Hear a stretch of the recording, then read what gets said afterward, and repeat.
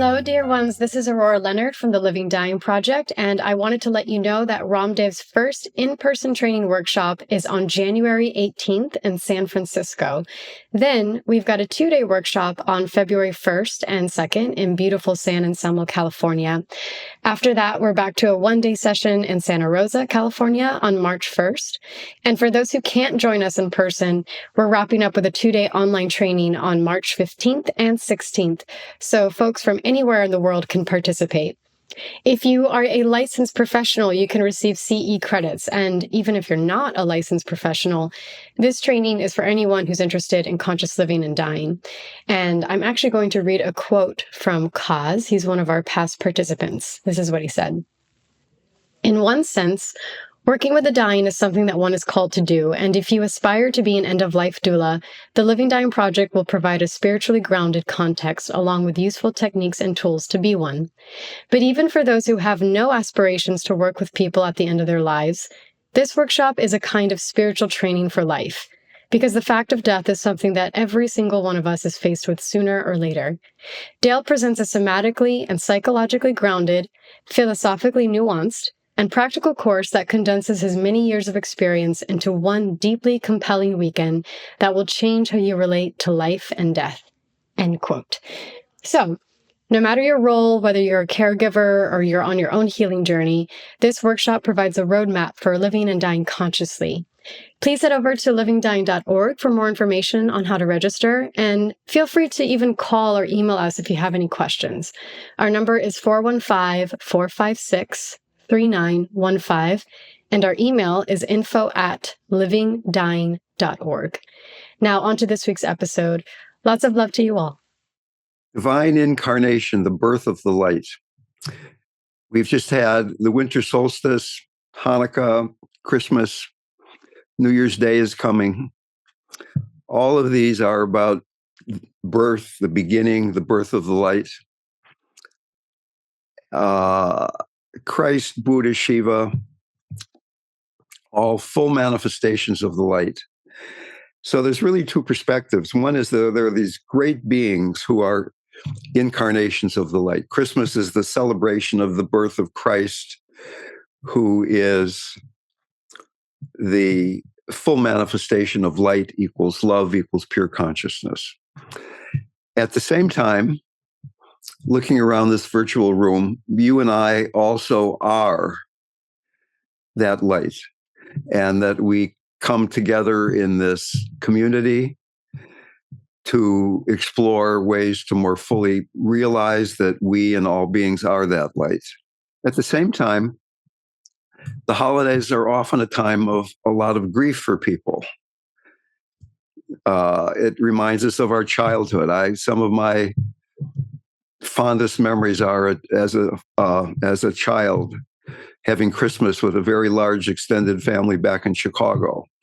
Even some difficult memories. One Christmas when I was a very little boy, one of our family members, a very peripheral family member, dressed up in a very convincing Santa Claus outfit, and he came in the front door instead of down the chimney with a bag of presents. And I was the oldest of all the kids. And he came up to me and said, "You've been a bad boy. I'm going to put you in my bag and take you back to the North Pole for the year." And it completely terrified me. And everybody, all the adults thought that was really funny. It's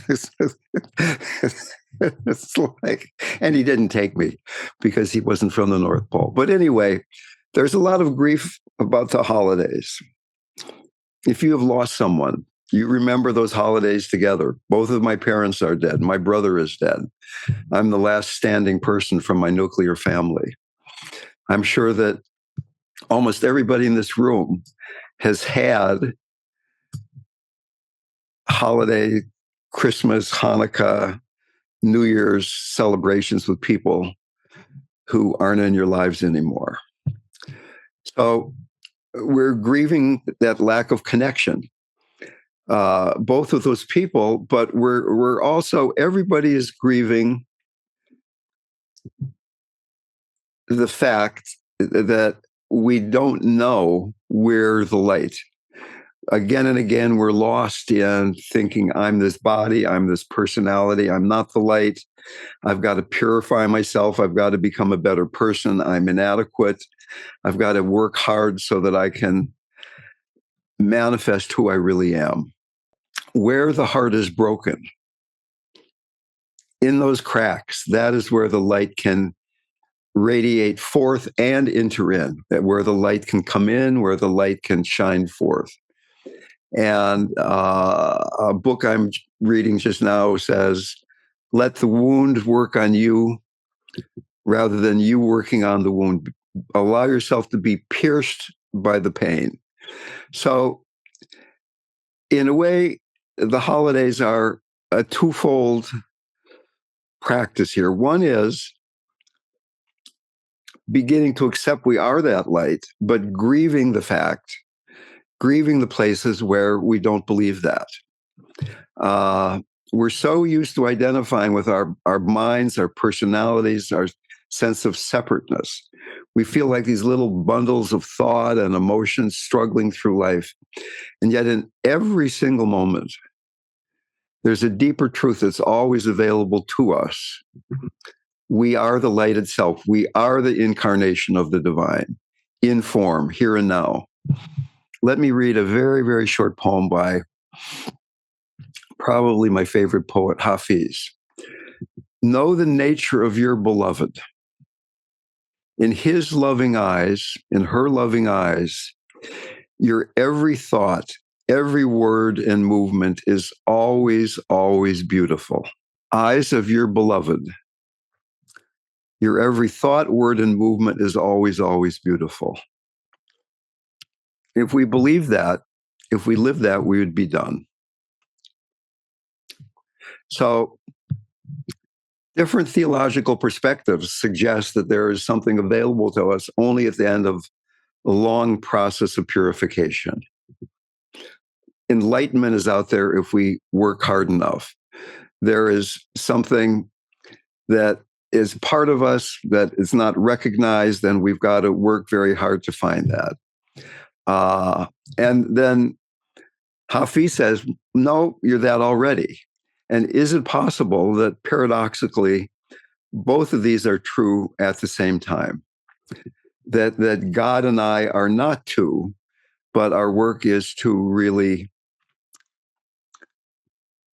fully live that. Rumi says, you are not a drop in the ocean. You are the entire ocean in a drop. You are the entire ocean in a drop. So that when we're talking about divine incarnation, we're talking about the birth of the light. It's a moment-to-moment realization that we are more than our thoughts, more than our stories, more than our identities. The light that we seek is not something outside to be accomplished. Not something that we need to attain. It is already within us, waiting to be recognized. And in that recognition, we begin to experience our true nature, the essence that we've always been, the divine presence that is beyond time, beyond form. Certainly, the process of recognizing this light isn't always easy. We live in a world full of distractions, full of noise, full of the pull of ego and separation.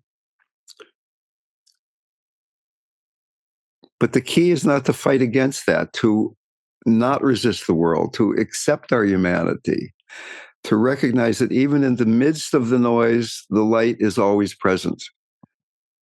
Even in the confusion itself is made of the light. And in recognizing this, we start to awaken to something that's always there. In Advaita Vedanta, there's a mantra, Tat Tvam Asi, which means, I am that, you are that. You are the divine, you are the divine essence, excuse me.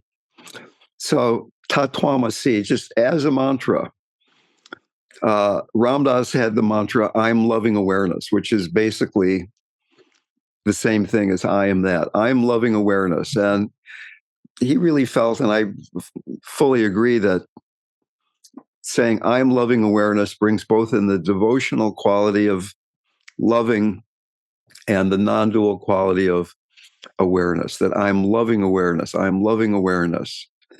No matter how confused you are, no matter how upset you are, no matter how anxious you are, I'm loving awareness. I am that. Tatwamasi. And when we begin to rest in that truth, we start to notice then the way that the light flows through us in everything we do. I lived with Ram Dass for a long time. And in the beginning, I kept comparing myself to him. He was famous. I was not. He was 11 years older than me. I aspired to be junior Ram Dass in some kind of way that was pretty painful for me at times. And as time went on, I began to see that I'm RamDev and he's Ram Dass, and that he had maybe a bigger karma, but it was a different one. It wasn't better. That your karma, your dharma is not better than mine. It's different. We're all on that path to work with the grief of separation and accept fully that I'm loving awareness. And probably a lot of you are sitting there saying, but I don't feel like I'm the divine light. And yes, that's so easy to understand. We have moments when we forget. But the light is not about feeling special or exalted. It's about a complete radical surrender into this moment, regardless of the content. It's about knowing the deepest truth of who you are, even when you don't feel special. The light is in the ordinary. It is the mundane, in the simple things, in the awareness of your breath, in the feeling of your feet on the ground. So just as an example, right now, take a breath. Just feel the air coming into your body. That air is the light. That air is life itself. You don't have to do anything special to change the breath into divine breath. Ordinary breath is divine breath, is ordinary breath.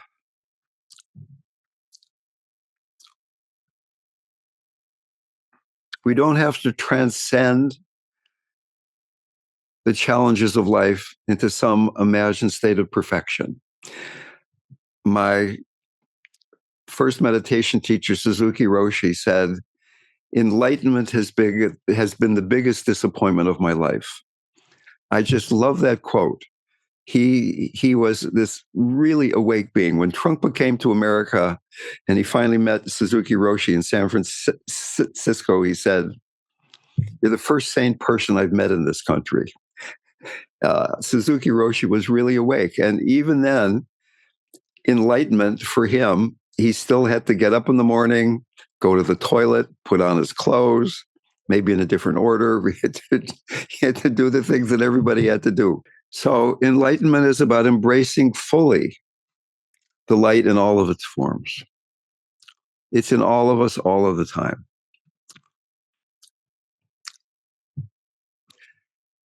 We have talked in this group on and on about this developmental spiritual path. And really, essentially, what we're talking about today here is the end of the path, about Tantra and then non-duality. And Tantra is really about connecting, merging with a being of light, with the guru. Guru literally means one who brings you from the darkness to the light, guru. He is all of your impurities. The guru is not separate from your impurities. Ram Dass had this lovely saying, purify and wait for grace. Just see the ways that you feel separate from the guru, that you feel separate from yourself, from each other. And just wait for that grace, the realization that even this is wholeness. So just now, as a brief practice, Just imagine that sitting in front of you is a being of light, the divine incarnation that we're talking about. Maybe it's Christ, maybe it's the Divine Mother, maybe it's Hanuman, maybe it's some unnamed, more generic being of light. Doesn't make any difference. And how deeply can you feel the radiance, the beauty of this being, the perfect embodiment of wisdom, of compassion, of love? On one hand, this is just a picture with your mind. But on the other hand, the guru is always right in front of you. We're not imagining something as much as we're reifying what actually is the nature of life itself. Right in front of you is that divine incarnation. Feel in every cell of your body what it's like to be in this presence that at first seems to be something outside of yourself. The birth of Christ, the birth of the light, right there in front of you. Feeling grateful, feeling awe, whatever emotions come up. And you begin to feel gradually that this radiance is purifying you.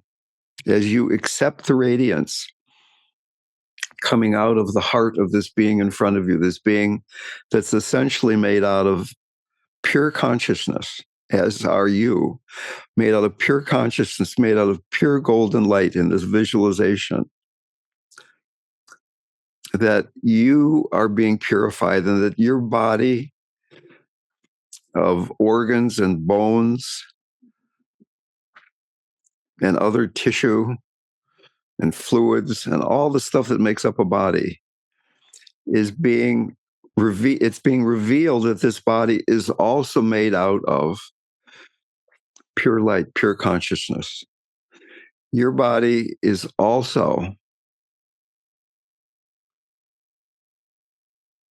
pure light. Same size, same shape, breath still happening, blood still flowing, personality still there saying, what's going on? And yet you and this being in front of you are made out of exactly the same substance.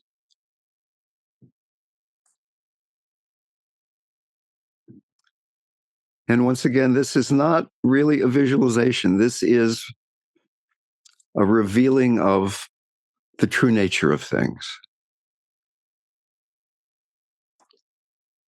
Accepting this.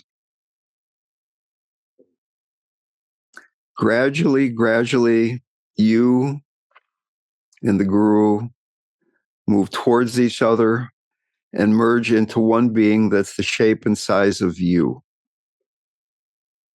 The guru has merged into your body. You are that guru.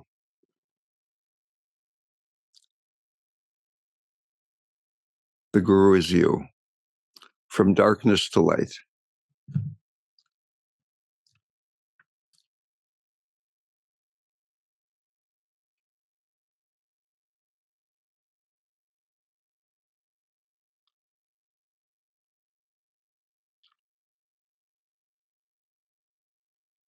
Maharaji said, the best form to worship God is every form. Every form is the guru. Right now.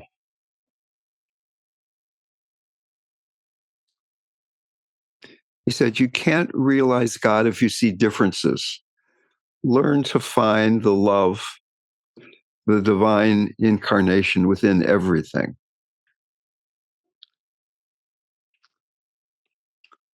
When you see the entire world as the mother, the ego falls away.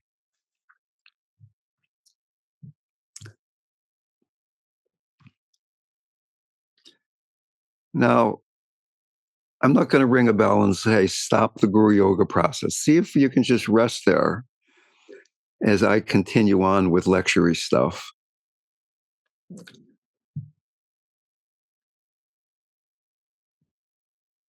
And really what we're exploring here is this moment-to-moment possibility of the surrender into becoming nobody, becoming the light. Your personality will still be there. Your body will still be there. But you're realizing that the entire ocean is in the drop that is you. You're not so identified with the drop as with the entire ocean. At first, we can usually do this only for a moment or three at a time, because it is letting go of the way that we have been self-identifying throughout our whole life. It's scary. And it's trusting love. So there's a wonderful book called Love is Letting Go of Fear. We're working with this balance, moment to moment. Is there this subtle fear that I need to cling, that I need to have a contraction? I need to know who I am. I need to have a solid place from which to stand. I need to be in control of my life, because out of control is ego death. That tension is going on moment to moment. And this is, in a way, the fundamental paradox of spiritual life, that we are the divine incarnation, that we can surrender into that. And yet it means dying to who we think we are. And we are so conditioned to pulling away from fear. And yet that line I gave right in the beginning, almost in the beginning, about the light shines forth from the places where there are cracks in the heart, where we're broken, where we're grieving, where we let the wound work on us. Your wound is different from my wound. We're all fighting a hard battle. Everybody you meet is fighting a hard battle to accept the woundedness, accept the light. So the special time of the year, the last, say, 10 days of the year, from the solstice to New Year, it's always been a very special time for me. And I think for a lot of people, I work with dying people, and a lot of people die right around this time because either they're grieving that their loved ones aren't there and it's time to get out, or they've just been with their loved ones. But with birth, there's also a quality of rebirth, death. Can this be a time of rebirth? It's not only Christ that's being born, but we're being reborn moment to moment. Where there is faith, there is the light. There is the Guru.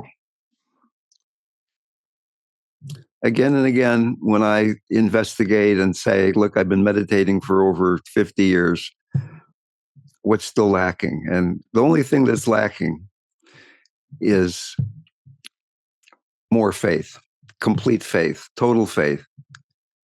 Is it possible to say your mantra, to say your prayer, to meditate, not with an attitude of, I'm doing this to get somewhere, but with the feeling that this is the, how can I say this? It's something I've been feeling lately, and it's hard to talk about. So that I've been saying my mantra. I've been saying this mantra ever since I met Maharaji 51 years ago. 53 years ago. He died 51 years ago. Anyway, long time ago. And for a long time, I said the mantra with the feeling of I'm inadequate, and if I say this enough, Maharaji will shower grace on me. And then for a long time, I kind of enjoyed saying the mantra because I started feeling some connection. But now, as I say it, at least some of the time, there is the sense that the mantra is saying itself, that the light is revealing itself. It's being born in each moment, and that the mantra is just a vehicle to express what is already there. There's no work to it. It's beyond enjoyable. It's an expression of truth.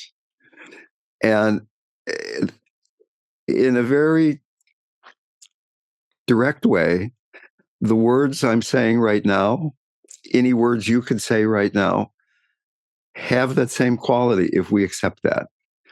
That these words are the mantra. These words are the full expression of our divine incarnation. There's nothing you can say that isn't. There's nothing that Donald Trump could say that isn't, or that Kamala Harris could say that isn't, or John is working his hair now because I've just blown his mind a little bit again, but that's okay. And we all have places where you look at the world and you say, how can the light be doing that? How can children be starving to death in Sudan? How can what's going on in Gaza continue? How can the bombs keep dropping? How can the people keep doing what they're doing? And that's a talk for another day, how there can be evil in the world. But the evil is only balanced by more and more people, if there is such a thing as evil. More and more people realizing the nature of the light, that it's not something far away, it's not something perfect, it's not something exalted or special. It's a profound, radical surrender into our humanity. It can't be found anywhere else. So let's open this up to discussion.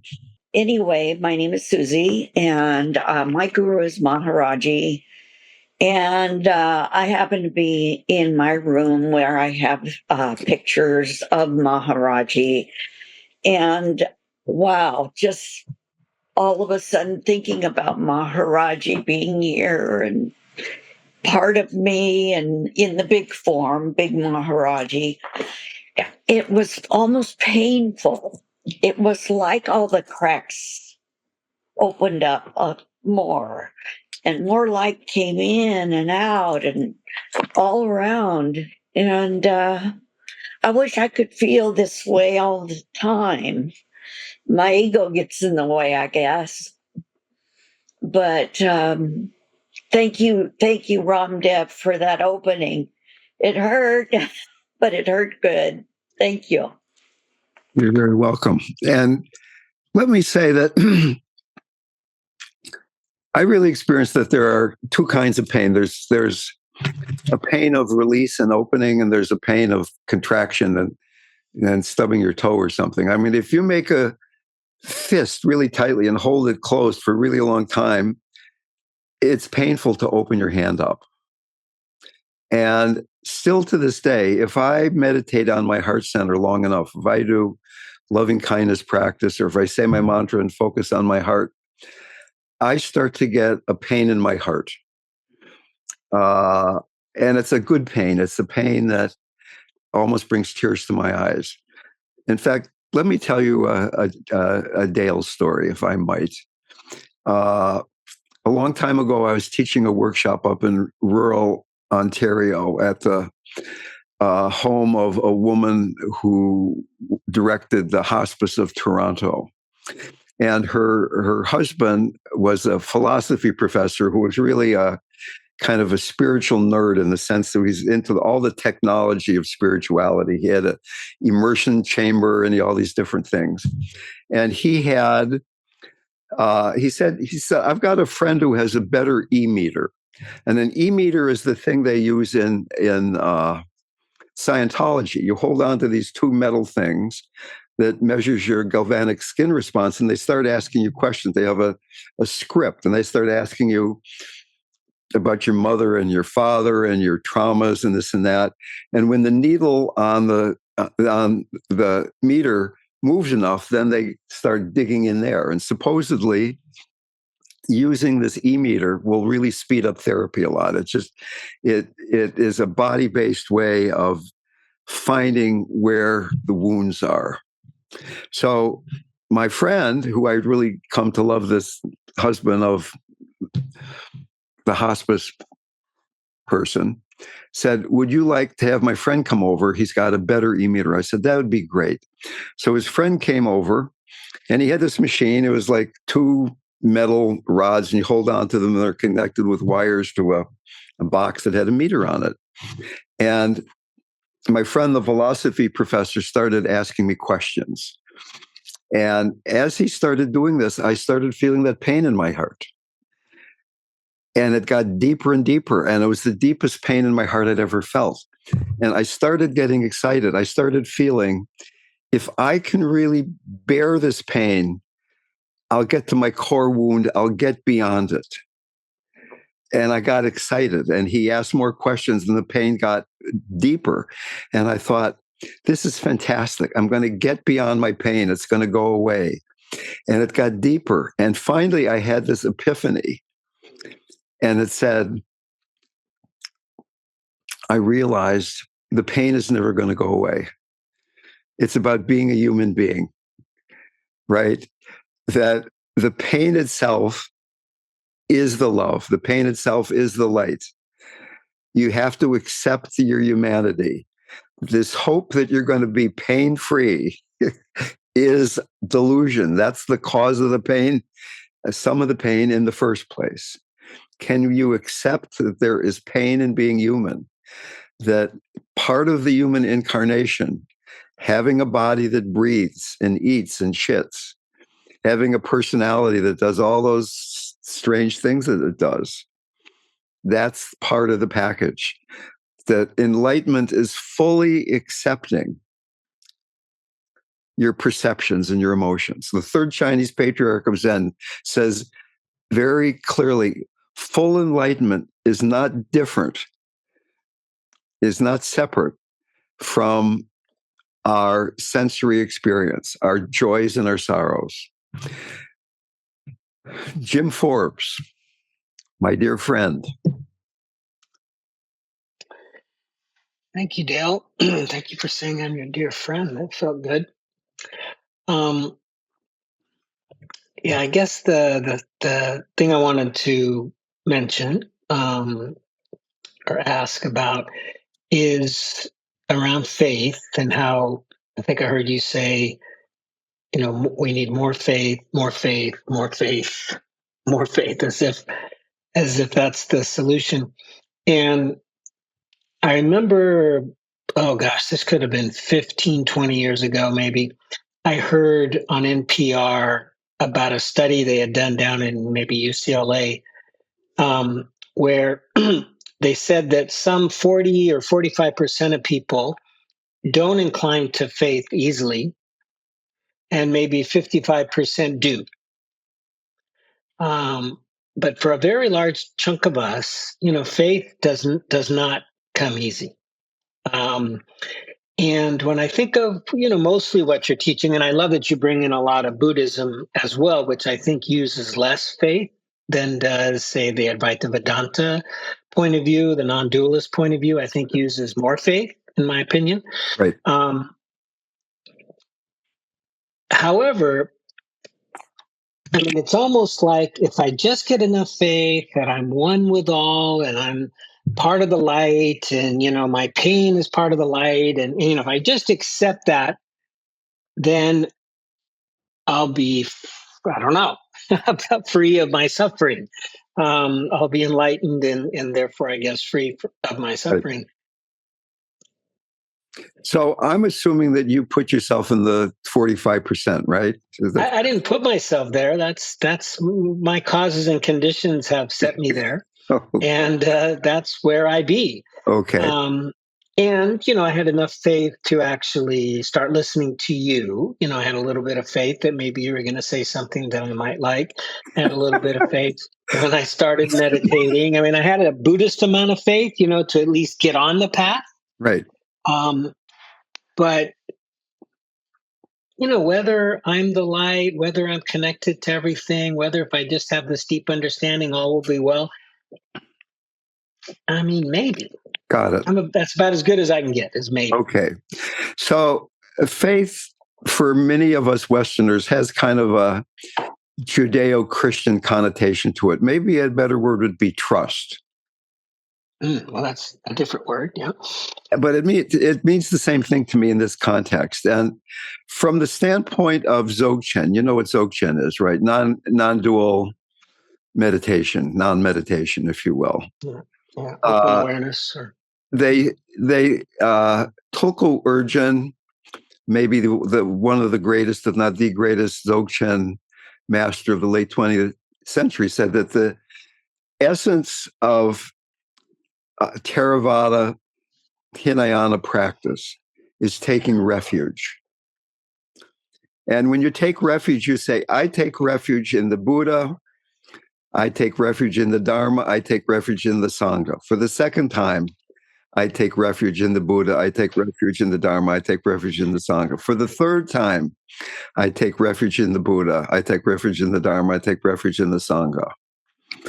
And if you really think about it, Buddhism is based fundamentally on faith that all you have to do is be mindful and everything's going to purify and fall away. You don't have to fix things. There are certainly paths where you study the scriptures and you get all involved in wisdom teachings. But certainly faith in the Dharma, faith in practice, faith in the Buddha, not Gautama Buddha, but in Buddha nature, faith in the Sangha is the foundation of Buddhism. So I call it Maharaji, you call it Buddha. To me, it's not a different thing. Certainly, some devotional paths emphasize more the heart connection, that you're saying a mantra, you're feeling love, you're working with a different quality of energy.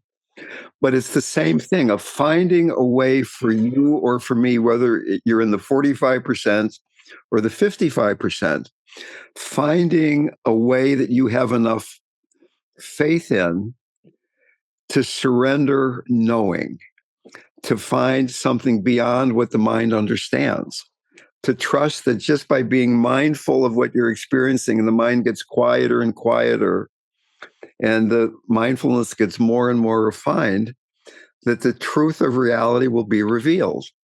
You have faith in that. I know you do. Kind of. I mean, it's like, in the Buddhist world, as you probably know, there's a big debate about the necessariness, if that's a word, of the jhanas, of the deep state of absorption meditation. And, an easy reading of the eightfold path, the right samadhi, it clearly says that you need to, you do the four jhanas. And that's pretty much all it says. But there are a lot of people, especially in modern world, that say that that's not necessary, that you can have dry vipassana and you can have insight and you can have awakening despite that, not needing that. Even here, there's not even a consensus on whether you should experience this temporary nirvana or not. And I also can see how even experiencing this temporary nirvana is just a mental experience. It's just an altered state of experience. It's no different than maybe dropping LSD and having a non-dualist experience. It's just an experience. Is Right. it really my true nature? Well, maybe. I mean, that's about as far as I could get after 18 years of this practice is maybe. Maybe. I mean, I don't know. That's the thing. I can't be sure that I have another answer. I'm just not so sure that this is also the answer. The universe just seems just too vast for it to be this simple.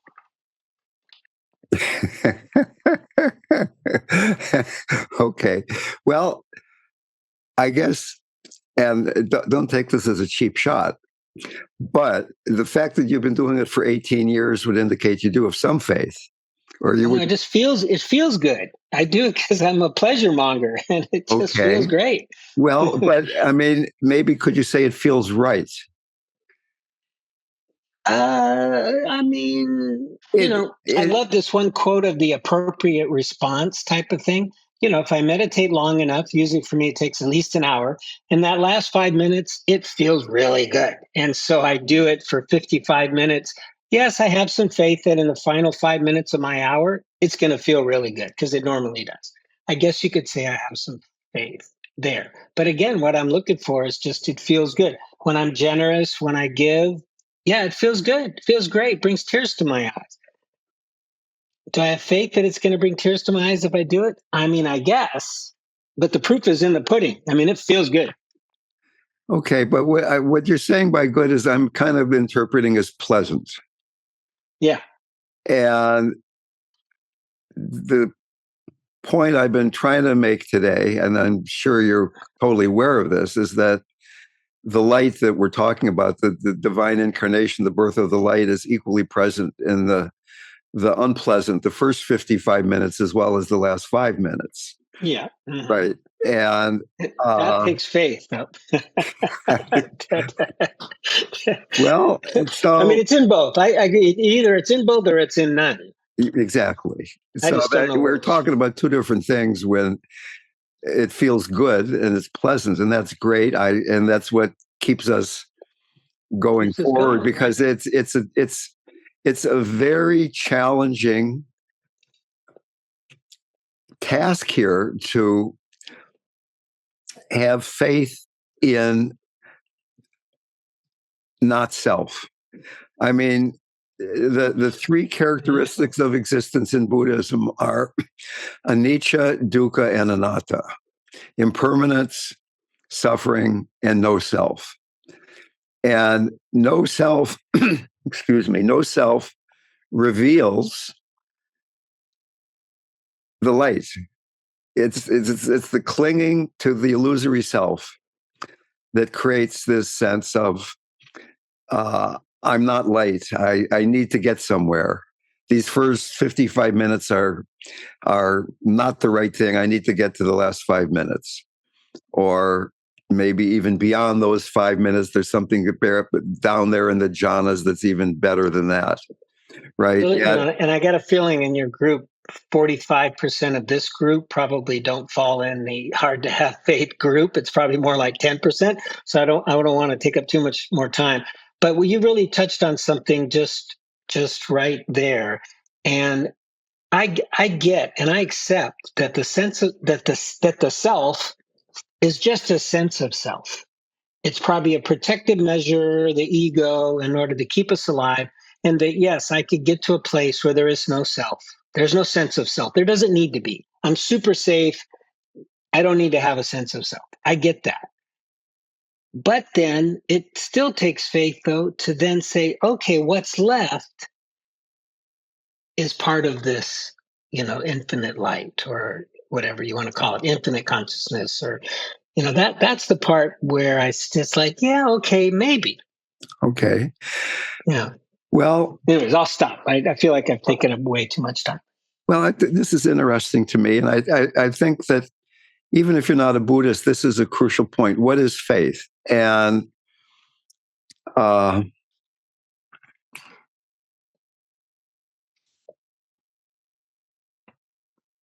you've been meditating for 18 years. You're a Vipassana teacher. You have your own Dharma Center, at least you did in Spain. I don't know if you're still doing that. Yeah, it's still there. I'm not teaching, but it's doing its thing. Yeah. Okay. So at a certain point in practice, it's incredibly useful to have a more advanced teacher, preferably an enlightened one, to kick you in the butt and to force you to look at who is saying that I don't have faith. Who is that? And to look at what's going on from a more meta perspective.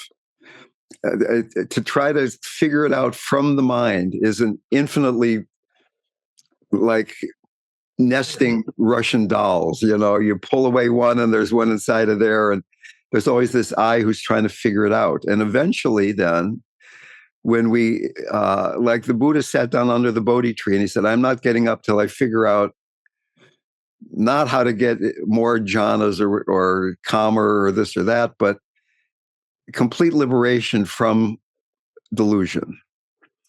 And he got to the point where, if I can put some words in his mouth, that Maya itself is enlightenment. Samsara and nirvana are one and the same thing. So his guru was a tree, if in some kind of way. He was a prince. He was a long time ago, whole different set of circumstances. It's very useful at a certain point to, as I say, have somebody or life circumstances. Maybe you get a cancer diagnosis. Maybe you have a meditation teacher. Maybe who knows what it is, but something creates enough motivation in your life to say, I'm really tired of getting lost in this way. What's going on? And I don't want to get into your personal story that I know. You obviously have some things in your past that keep grabbing, and as we all do. And psychological intervention can take us only so far. Eventually we need to explore this radical surrender. Thank you, Jim. Yeah, well, it's great to see you. Before I ask my question, I just wanted to quickly mention, Jim, I've been having the same issues. When you were talking, the only thing that came to my mind when you said most people here probably have faith was I myself used to think that I have faith. And it just reminded me that somebody, I don't know who said that, thinking that you have faith is very different than actually having faith, experiencing faith. And what I was hearing in what you were saying was a lot of like amazing, intellectual thinking and making sense of things, which has always been my problem too. But I mean, I've been trying to really drop that and try to not think much and experience and be in the present moment. And Dale, that's my question for you, because the more I try to experience things instead of thinking, or questioning even, why is it like this, or should it be like that, or am I doing it right or not? Do I have faith or not? I really try to just be present, and I've had some, you shouldn't probably even call it transcendental experiences. I mean, I felt that, presence, that loving awareness, if you want to say, the nature of things, right? That kind of awareness that everything is appearing in it. But what I don't really understand, which again is kind of intellectual, is the point of practices, non-dual philosophies like Dzogchen or whatever other philosophy, Sufism, whatever that talks about non-duality. Because even when I feel, okay, there is this ocean, it's as if that you say the nature of the movie theater screen. Every movie theater screen has the same texture. It's just the same thing, material, maybe the same person built it. But each movie theater is playing a different movie. And that makes the experience very different anyways, right? I mean, if I sit down and I'm present and I'm meditating, I'm saying a mantra, whatever technique I'm using, at some point I feel, oh, there's this loving awareness, and that's amazing. Maybe that's all you need. But then the truth is, like, even if that nature that I'm experiencing is similar to what Neem Karoli Baba was experiencing, his experience is very different than mine, or people in Gaza, right? Their experience is different. The sensations, the emotions, the everything, the sounds, everything is different. So my question for you is, even when I try to get, beyond the intellect, and I've experienced it, I know it's like, yes, the nature, the breath. First, start out with an answer to the first part that you didn't even phrase as a question, but you were saying about faith and how you didn't have enough faith. And Ramdas talked about how when he had a stroke, he didn't have faith and he was really mad at Maharaji and at God for a long time. And actually, we didn't make the announcement, but in February, we're going to have another speaker, Radha Baum, who was with Maharaji, a very dear friend of mine, who was in a horrible automobile accident, almost killed her. And now she's really disabled, but she's a very deeply devotional person.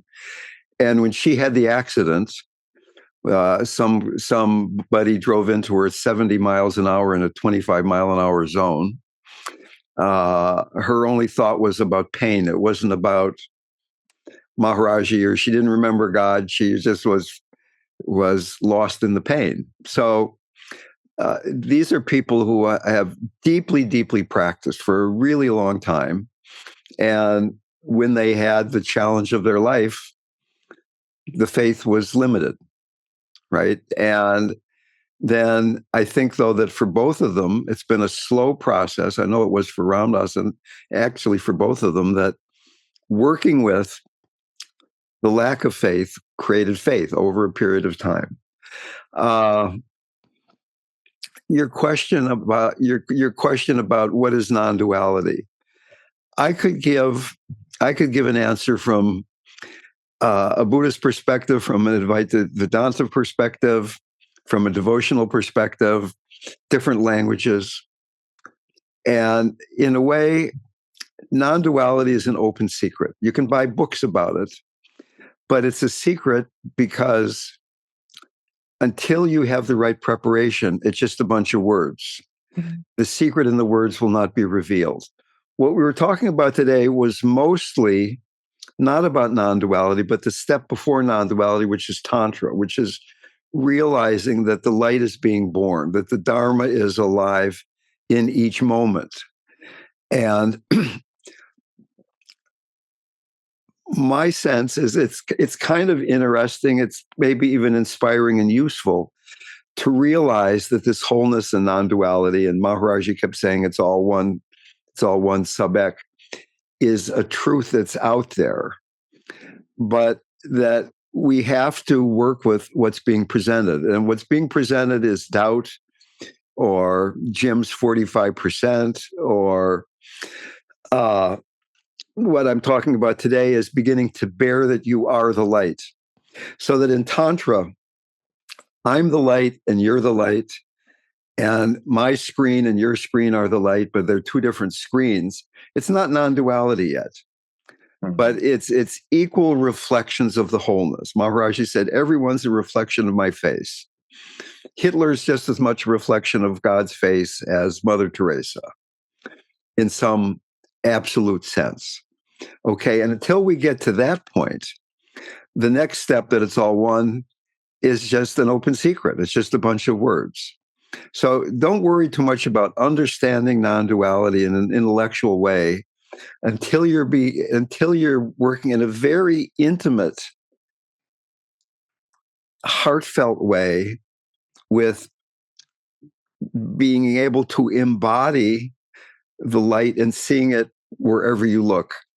So that as we go, I really like the way Buddhism has developed as a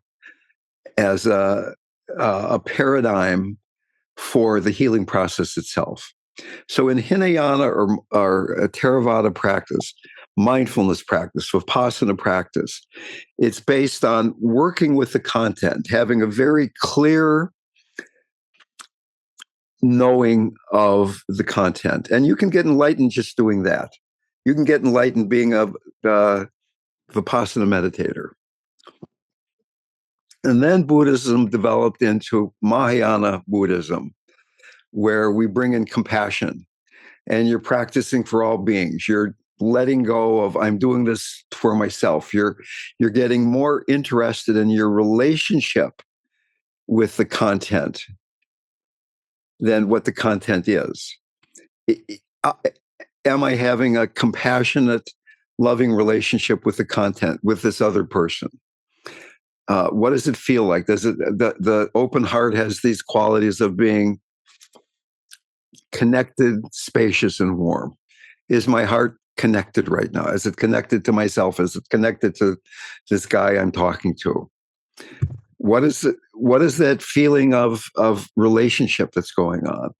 And then when you go deeply enough into the heart level of practice, the eye fixation that you and Jim were talking about it still exists, but it's not right in your face anymore. It's just one point in the vast sky of heart mind.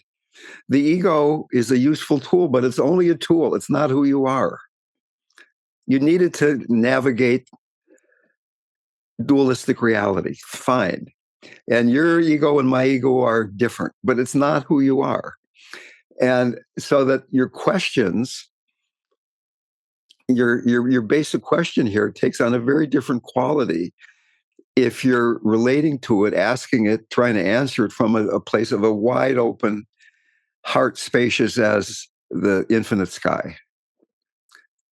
And when then the mind then can settle down because the heart is so open, suffering is not challenging because you have a compassionate heart. You can open your heart to suffering. And because you can open your heart to suffering, you're not so busy trying to get away from it. You can open to it. And in that stability, then the light begins to just radiate forth. You begin to feel it. And in the tantric stage, you're going beyond what's my relationship with stuff is what is the nature of stuff? What is the nature of the content? And the nature of the content is it's all sacred. It's all awakened energy. All emotions are healing messages. All beings are equally worthy of worship in some strange use of the word worship, probably. So when Maharaji says the best form to worship God is every form, that's exactly what he's talking about here, or that's what I'm talking about here, is that in this tantric phase, your stage, your heart is so open that you can read about Republican who they're nominating for attorney general is a somebody who's committing statutory rape. That they're, or at least he's allegedly. Let's not get sued here, but whatever, right? That you can look at that and say, "Oh my God, what's going on in this world?" But that doesn't necessarily have to deflect you from it's all sacred. That the wholeness, the nature of things is not dependent on the last 5 minutes of the meditation feeling good. It's all of it. It's all of it. The agitated mind is just as much a pure reflection of the nature of things as a quiet mind is. But we don't really get that until we're able to rest in the quiet mind enough for most people. Okay, so I wouldn't be so concerned about trying to define non-duality, and people have different experiences of reality. So how can it be all one? That somebody in Gaza is having different sensations than you are. But let me just say that I have had experiences, and I've been around people who live there constantly, where it's, how can I say this in the right way here, the best way? That it's,